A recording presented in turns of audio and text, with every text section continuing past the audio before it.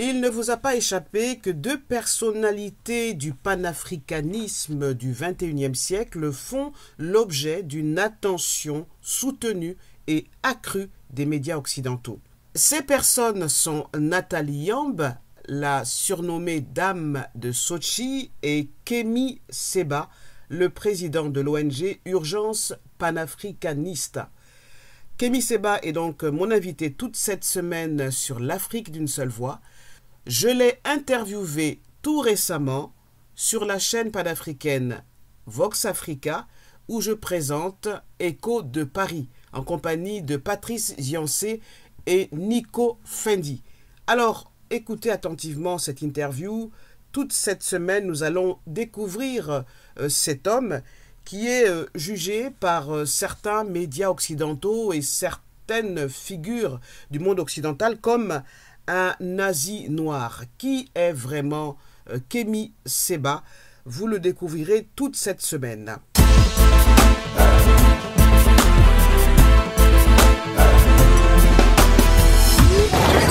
Vous écoutez le journal des diasporas africaines. Bonjour.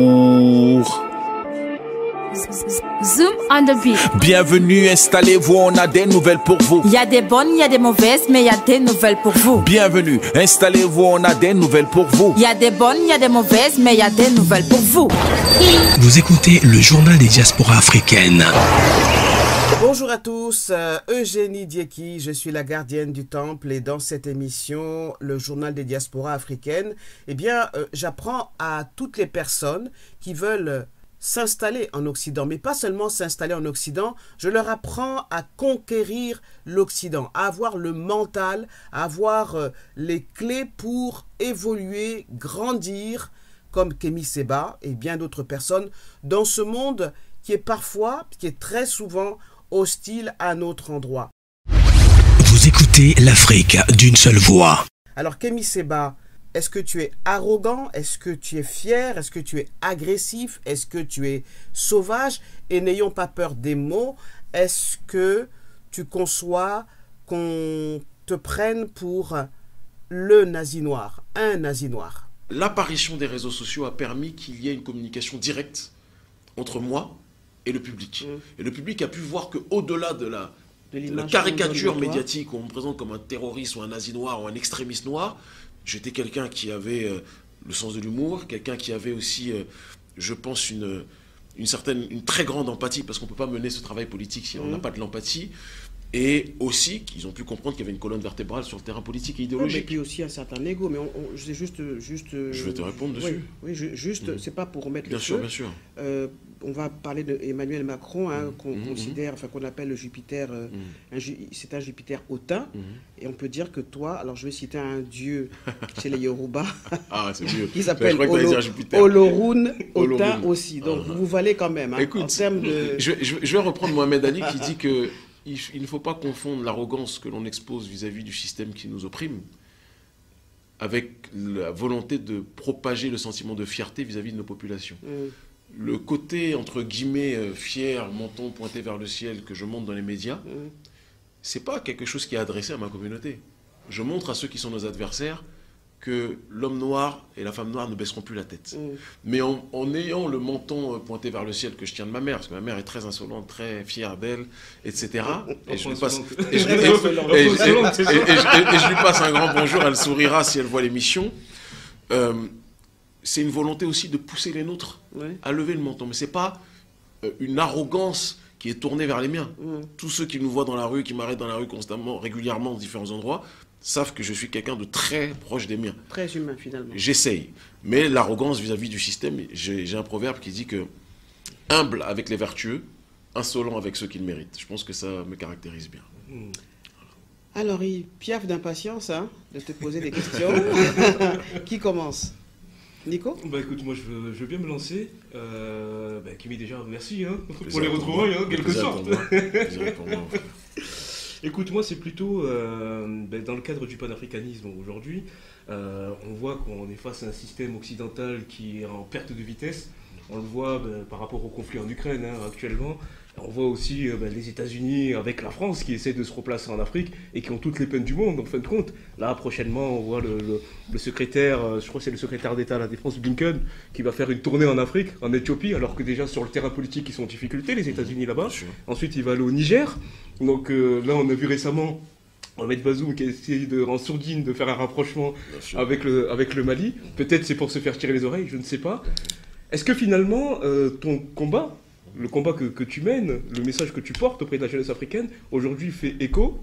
Est-ce que dans un deuxième temps, ça fait barrage au rapport que la France avait écrit, enfin la France, que Emmanuel Macron essaye de mettre en place, qui a été rédigé en 2013 par Hubert Védrine, par Tidjane Thiam, Lionel Zinsou, que tu connais aussi d'ailleurs, et qui avait justement nommé le panafricanisme comme une menace qui pouvait être plus grande que le terrorisme, le djihadisme en tant que tel. Je te rejoins complètement, et je pense qu'en réalité, la vérité sort de la bouche de nos adversaires. Quand ils décrivent un prétendu sentiment anti-français, ce n'est pas un sentiment anti-français. On est en France ici, on n'est pas des anthropophages anti-français. Mais c'est simplement un sentiment d'hostilité vis-à-vis d'une politique arrogante et néocoloniale française. Et c'est quelque chose qui s'est amplifié de manière stratosphérique ces dernières années au sein des différentes sociétés civiles africaines. C'est comme si on avait gardé dans nos cœurs, dans notre esprit, des blessures et qu'on ne les avait jamais cicatrisées. Et on arrive à un stade où on a enfin la possibilité de libérer la parole, d'exprimer ce que nous pensons et de pointer du doigt nos véritables adversaires. Pendant longtemps, nos parents nous ont appris que ne parle pas sur eux, ils sont très forts, ils ont des moyens que nous n'avons pas, etc., etc. Et on a grandi, enfin, moi j'ai jamais cru à ça, mais on a grandi avec ça. Et oui, voilà. Et il arrive un moment où on sort de ce petit cadre dans lequel on a voulu nous incarcérer, et on se rend compte que non, c'est pas parce qu'on sort de là qu'on va mourir, c'est pas parce qu'on sort de là que... Alors oui, il y a de la répression, oui, il y a de la prison à la clé, oui, il y a des menaces à la clé, mais je pense que c'est le chemin obligatoire pour que l'on puisse accéder à cette réelle souveraineté. Et aujourd'hui, tu parlais des États-Unis qui sont en train de faire la talakou auprès, par exemple, du gouvernement de Centrafrique, parce qu'ils veulent pousser les Russes à quitter la Centrafrique et à devenir le partenaire prioritaire. Les États-Unis ont vu que les Français sont en perte spectaculaire de vitesse, et donc les Américains, qui sont le shérif numéro 1 de l'oligarchie occidentale, veulent essayer de rattraper ce que le gouvernement français n'a pas été capable de gérer.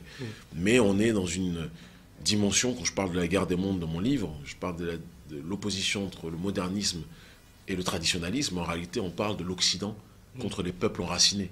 Et sans faire, parce que la Russie a aussi ses schizophrénies, et la Russie n'est pas que traditionnelle, loin de là, mais elle est quand même beaucoup plus traditionnelle chez les populations caucasiennes que les nations occidentales. Et donc cette guerre entre ces deux systèmes, c'est l'arbre qui cache la forêt de deux autres systèmes beaucoup plus grands.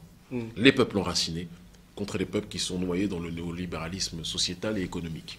Donc finalement, à une échelle beaucoup plus globale, c'est pas le nord contre le sud, quelque part? Non, je pense qu'on a dépassé ce cadre-là, on a dépassé cette géographie, on est dans une géographie au sens de la compréhension de la tradition, de la compréhension du progressisme, mais on n'est pas dans une géographie, par exemple, je veux dire, il y a des pays qui, ils ont beau être dans le sud,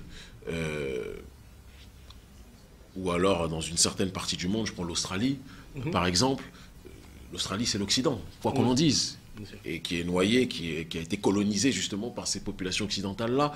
C'est pas le sud contre le nord, c'est plus complexe. Et l'Asie aura un rôle très important à jouer dans ce basculement qui est en train de s'opérer. On était dans un monde unipolaire, que l'Occident dirigeait, et on est en train d'arriver aujourd'hui à une sorte de fractionnement de ce monde-là, et c'est le monde multipolaire qui doit pointer à l'horizon. Et les Africains, dans ce monde-là, doivent prendre leur place. Voilà. Vous écoutez l'Afrique d'une seule voix. Patrice Niassé. Bonjour Kémy. Bonjour mon frère. Moi aussi je te suis depuis très longtemps, donc ça fait plaisir d'être là et puis de pouvoir discuter avec toi, et notamment des sujets de panafricanisme, parce que c'est vrai que le panafricanisme c'est vraiment un terme que tout le monde utilise. Mais je suis encore étonné de voir que certaines élites, en tout cas de nos élites, ne s'y retrouvent pas forcément dans ce mot. On avait rencontré quelqu'un sur ce plateau qui avait parlé plutôt d'afro-optimisme, et qui ne voulait pas s'apparenter au panafricanisme. Il ne voulait pas se mélanger en tout cas. Voilà. Comment tu peux expliquer que finalement le panafricanisme a l'air d'être porté par les gens de la diaspora, puisque tu fais partie de la diaspora, Oui, t'as grandi Bien ici, sûr, moi aussi j'ai grandi bien sûr. ici, et puis c'est né aux États-Unis, donc c'est surtout porté par les les gens de la diaspora et compris par les gens de la diaspora, mais les gens du continent ne s'y Je nuancerais, sans te couper, Voilà. c'est une question très importante. Quand même. Je nuancerais ton propos. Je pense que le panafricanisme sur le continent est aujourd'hui, au sein des sociétés civiles, l'idéologie qui marche le plus, à tel point que certains politiciens institutionnels, aujourd'hui, sont obligés de montrer la carte panafricaniste, parfois pour être capable de séduire un segment très important de la population. Le panafricanisme est à l'Afrique ce que... alors, comparaison n'est pas raison, mais il y a un vent aujourd'hui de souverainisme excessif et parfois teinté en Occident de xénophobie, ce qui n'est pas notre cas, c'est très important de le préciser. Tu vois la montée des nationalismes en Italie, en France, en Allemagne, un peu partout, en Hongrie, avec Viktor Orban, etc. Sauf que eux, ils ne s'attaquent pas aux causes, ils s'attaquent aux conséquences. Et les conséquences qu'ils voient, c'est l'immigration, mais ils ne veulent pas s'attaquer aux causes qui sont les prédations de l'oligarchie occidentale vis-à-vis de nos populations qui poussent un segment minimum. Parce qu'on dit toujours que l'immigration, en réalité, l'émigration africaine, à l'extérieur du continent, elle est minime. C'est même pas un quart des immigrations en tant que telles. Et ça, on ne le dit pas souvent. Les gens n'aiment pas le dire, alors que la majorité des migrations en Afrique sont intra-africaines. On oublie de le dire. Donc, le panafricanisme aujourd'hui est ce souverainisme qui pointe à l'horizon au XXIe siècle. Et ce qu'il est très important de rappeler, si on veut vraiment comprendre le contexte dans lequel nous nous situons, c'est que la globalisation, il y a eu à une certaine époque la confrontation de deux blocs, le bloc capitaliste, le bloc communiste. Le bloc communiste s'est effondré, d'accord, le capitalisme a gagné, et dans son ultime forme économique et sociétale, c'est devenu ce qu'on appelle le néolibéralisme. Et le néolibéralisme, la globalisation, a fini par coloniser, c'est l'autre nom de l'occidentalisation, a fini par coloniser le monde. Mais en colonisant le monde, elle n'a pas pris en compte la nécessité pour les peuples d'être dans une logique de l'enracinement. Donc ça a bousculé une grande partie des populations, ça a changé leurs habitudes, ça a changé leur culture. Certains parlent de la McDonaldisation du monde, qui est à la fois caricaturale, mais qui est à la fois très précise pour décrire cette réalité. Mais à un moment donné, il y a un sursaut d'orgueil des peuples qui se disent « mais nous avons notre identité, nous avons notre réalité ». Le néolibéralisme veut détruire tous les noyaux qui résument l'identité collective, la famille, la spiritualité, le couple. Aujourd'hui, on est dans une quête, c'est ça le capitalisme, de l'individualisme forcené. Donc tout ce qui peut détruire ce qui est le symbole de l'unité, on le fait. Théorie du genre et compagnie, etc. Et je dis que ce panafricanisme, l'unité des Africains dans leurs diverses formes d'africanité, dans le but d'obtenir collectivement une souveraineté, c'est la barrière ultime face à ce déracinement que le globalisme tente de nous imposer. Et c'est dans cette direction qu'on se situe, et je pense vraiment, sur le continent, une grande partie, en tout cas en Afrique francophone, je ne suis pas sûr qu'il y ait une idéologie politique qui soit plus prégnante aujourd'hui de tous les pays que je visite, dans tous les pays où je vais rencontrer les populations. Je ne suis pas sûr qu'il y ait une idéologie qui soit plus populaire que celle-ci aujourd'hui. Ça n'a pas toujours été le cas. Ouais, c'est bien de dire ça, mais j'ai envie de dire que tous les mots qui se terminent par isme, colonialisme, impérialisme, panafricanisme, j'ai toujours l'impression que à un certain moment, ce isme-là, ces différents ismes-là finissent par manger leurs enfants. C'est là qu'il faut faire attention, parce qu'on parle aussi du wokisme. Hein, qui est complètement autre chose, de très critiquable, oui, mais sur lequel je veux revenir. Est-ce qu'il ne faut pas avoir peur de ce panafricanisme, effectivement, qui est légitime, le combat est légitime, mais que pousser trop loin, il peut éclater et nous faire perdre de vue vraiment l'essentialité. Alors, déjà, tu m'as fait une passe, philosophie de la panafricanité. J'ai fait exprès d'employer le terme de panafricanité et pas de panafricanisme, parce que le panafricanisme, les termes en isme, c'est quelque chose qui a un objectif à atteindre. Alors que ce qui finit en IT, c'est un état de fait. Quand on parle de l'africanité, on parle de l'état de fait. Le journal des diasporas africaines, Kémy Seba, est mon invité toute cette semaine, entouré de Nico Fendi, Patrice Nziancé. C'est une interview qu'il m'a accordée la semaine dernière sur la chaîne panafricaine Vox Africa. Alors suivez la suite de l'entretien, parce que justement Kémy Seba nous explique ce qu'est être africain aujourd'hui. Je vous rappelle le titre de son livre « Philosophie de la panafricanité fondamentale ». C'est publié aux éditions Fiat Lux.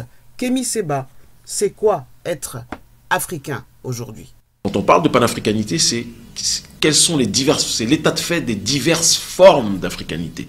Parce que, comme le disait mon défunt ami, le professeur Runko Rachidi, et je salue sa famille dont nous sommes très proches, les Noirs sont partis partout dans le monde. Oui, on peut placer les quatre coins du monde.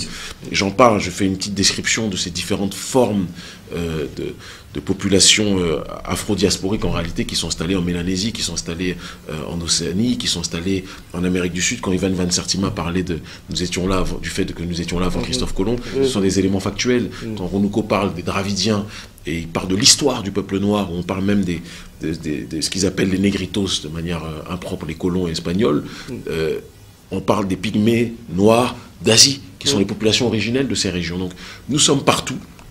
Et il y a des points communs dans ces réalités-là. Et moi, ce qui m'intéresse, ce n'est pas le panafricanisme en tant qu'objectif à atteindre. Ce qui m'intéresse, c'est de revenir à nous-mêmes dans la possibilité qui est la nôtre. Parce qu'on ne pourra jamais complètement se désaliéner. On est tous le fruit de cette modernité, quoi qu'on en dise.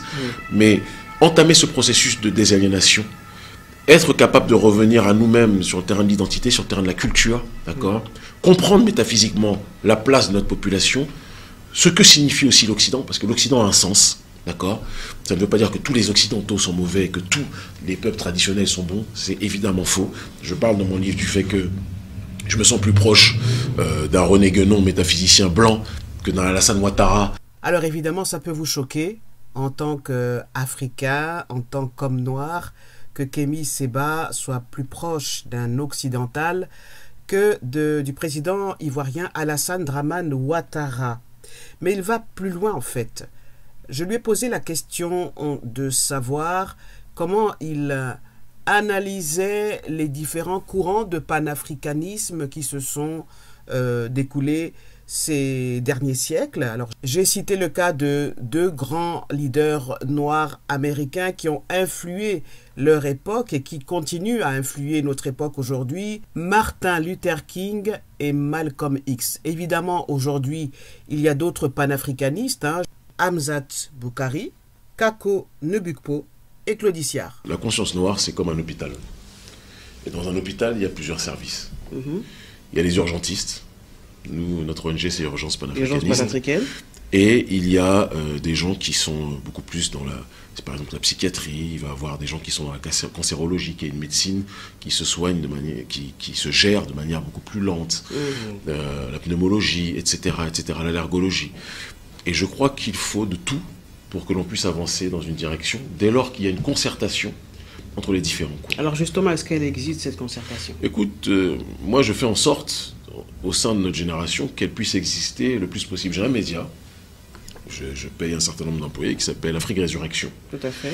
Où, il y a média Afrique Résurrection. Voilà, où il y a bon nombre de vidéastes qui ont le vent en poupe au sein de la nouvelle génération, Abena Africa, Safi Enjoy Life, l'humoriste Lenny Bunga, etc. Et qui sont des gens qui sont de différents secteurs. Je ne peux pas dire qu'ils sont tous de mon école politique de pensée, mais j'ai lancé ce média pour que cela puisse être une fenêtre large, au-delà du cénacle de la conscience noire dans son aspect radical, entre guillemets. Donc maintenant, je reviens sur le début de ta question. Est-ce que je comprends lorsque tu évoques ce parallèle entre l'époque des droits civiques... Oui, mais en fait, c'est pour dire que le combat n'est pas terminé, qu'il s'est amplifié, que les choses se sont... En fait, on a l'impression que le combat est vain, qu'on n'a rien fait, en fait. Il ne s'est rien passé. Alors, moi, je dirais qu'on a une période de synthèse de différentes époques qui nous ont précédés. Et toutes ces époques ont eu leur sens, ont eu leur importance. Mais dans chaque histoire, il y a une introduction, il y a un développement, il y a une conclusion. Et certains de nos aînés ont été happés par le destin, ont été fauchés par le destin, de par la répression aussi, parce qu'ils ne disposaient peut-être pas des mêmes armes en termes de communication et d'information dont nous disposons aujourd'hui, parlant avec humilité. Comme je le dis toujours, c'est pas parce que des gens hier n'avaient pas de calculatrice et mettaient peut-être 10 heures à faire un calcul que nous faisons en 2 minutes, que cela signifie que nous sommes meilleurs que ceux qui nous ont précédés. Nous sommes une continuité. Et je crois qu'aujourd'hui, c'est le mélange de... Par exemple, la lutte pour la décolonisation n'a jamais été terminée. Sinon, on ne parlerait pas de néocolonialisme, on ne parlerait pas de France-Afrique. Malheureusement, je vis en Afrique, partout où je vais, je vois constamment les affres de ce néocolonialisme-là, polymorphe, disons-le, même si la France est en première ligne aussi sur ces questions. Et dans le même temps, la logique des droits civiques, parce que si on est dans un système que l'on nomme la France-Afrique, mais qu'il y a des citoyens de seconde zone et qu'il y a des citoyens de première zone, cela sous-tend qu'il y a une inégalité, une dimension inégalitaire dans le système dans lequel nous vivons, qui est soutenu par la structuration de la France-Afrique, du franc CFA, qui astreint à la résidence quelque part de la sous-humanité une partie de nos populations. Et donc, je pense que c'est une synthèse de tout ça. Est-ce que je me revendique d'une école, tu as parlé de Malcolm, moi, celui qui a été mon maître politique et culturel, c'était le Dr Khalid Mohamed. Quand j'ai commencé l'activisme politique, ça fait longtemps maintenant, en 1999, donc il y a 24 ans. Et après, j'ai tracé mon sillage, mon chemin. Et je peux simplement dire qu'il faut que certains puissent parler en disant tout haut ce que d'autres pensent tout bas ou n'osent parfois même pas penser tout bas. Est-ce que cela est le chemin de la virilité? Est-ce que cela est le chemin de la dureté? J'ai l'impression que parfois je suis même un modérateur par rapport aux différentes audiences que je rencontre, partout en Afrique ou dans la diaspora, dans les Caraïbes ou même en France. J'ai l'impression que je suis un thermomètre. Bon, en tout cas, tu t'es assagi parce qu'au début, tu étais... Je pense que il faut différencier deux choses. Le problème prioritaire, c'est qu'on m'a connu il y a 20 ans par la seule fenêtre des médias qui me diabolisaient. Et donc, je me souviens, quand je marchais dans la rue, quand certains me reconnaissaient il y a de nombreuses années, ils disaient « Ah, mais toi, tu souris. Pourtant, on te voit toujours crier ou les dents serrées. » Et je dis « Mais vous me voyez uniquement par la fenêtre du média qui m'attaque. » Vous écoutez l'Afrique d'une seule voix. Le journal des diasporas africaines. Alors, je vous rappelle que je suis la gardienne du temple et dans cette émission, le journal des diasporas africaines, j'apprends à ceux qui souhaitent s'installer en Occident à avoir l'état d'esprit, le mental pour conquérir l'Occident et ne pas seulement venir accompagner les autres, comme on dit, ne pas venir seulement se chercher. Il s'agit de se chercher, mais surtout de se trouver et d'acquérir les compétences, les capacités. Il y en a 7, justement, pour s'implémenter durablement en Occident, et cela pour le rayonnement du continent africain. Je vous invite à nous retrouver demain à la même heure sur l'Afrique d'une seule voix. Bonne journée, restez connectés. Une chose est sûre, informer comme migrer est un droit, mais être bien informé est essentiel pour faire les bons choix avant de bouger. Que ce soit dans nos pays ou vers l'Europe, peu importe. Les jeunes Africains, hommes et femmes, ont le droit d'accéder à une information crédible sur la migration. Tout comme les médias et les journalistes africains doivent être soutenus. Dans certains cas protégés lorsque la vérité dérange, pour mieux informer la jeunesse africaine sur les défis et les opportunités qui s'offrent à eux dans la migration.